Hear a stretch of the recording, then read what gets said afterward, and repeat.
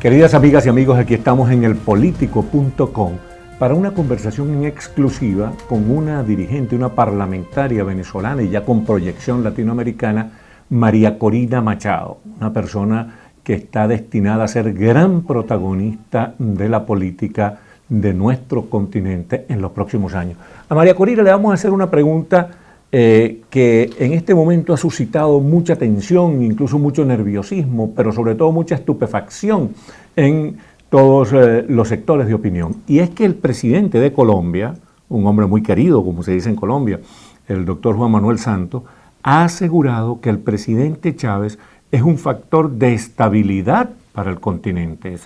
Esa afirmación del presidente Santos ha sorprendido a todo el mundo.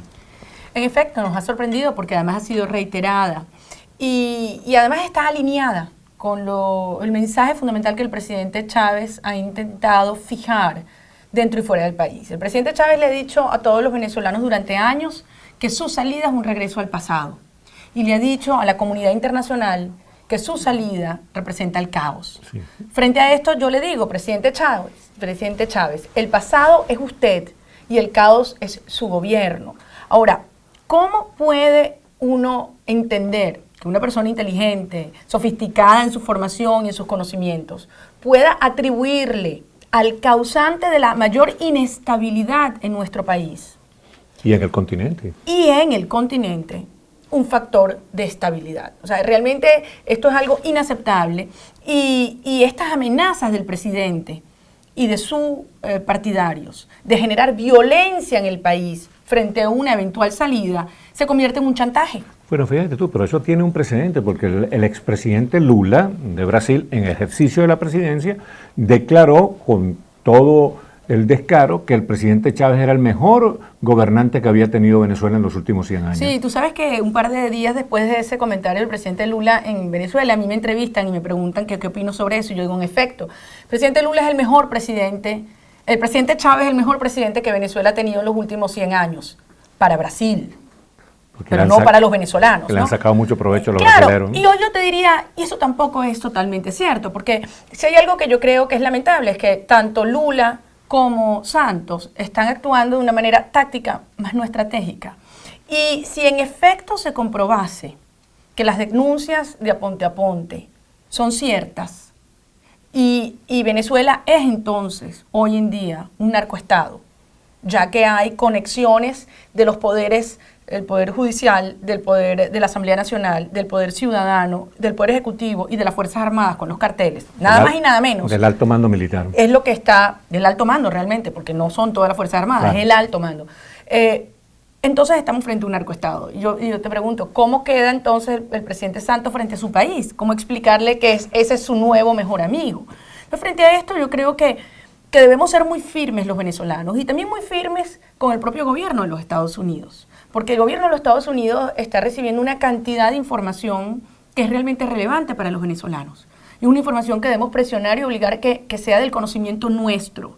Y que no ocurra como en otras ocasiones, de donde por razones de política interna terminan escondiéndose y guardándose información. Sí, porque existe el temor que, como en Estados Unidos se está también en campaña electoral, esa información tan contundente que están dando estos ex magistrados venezolanos sean procesadas, pero sean retardadas, sean guardadas hasta después de las elecciones. Bueno, pero ahí estamos nosotros los venezolanos y sobre todo allí los venezolanos que viven fuera del país tienen un rol maravilloso y tienen una importancia fundamental porque es presionar a través de la opinión pública para que la información a la que tenemos derecho, todos los venezolanos, no solamente un sector, para tomar decisiones informadas.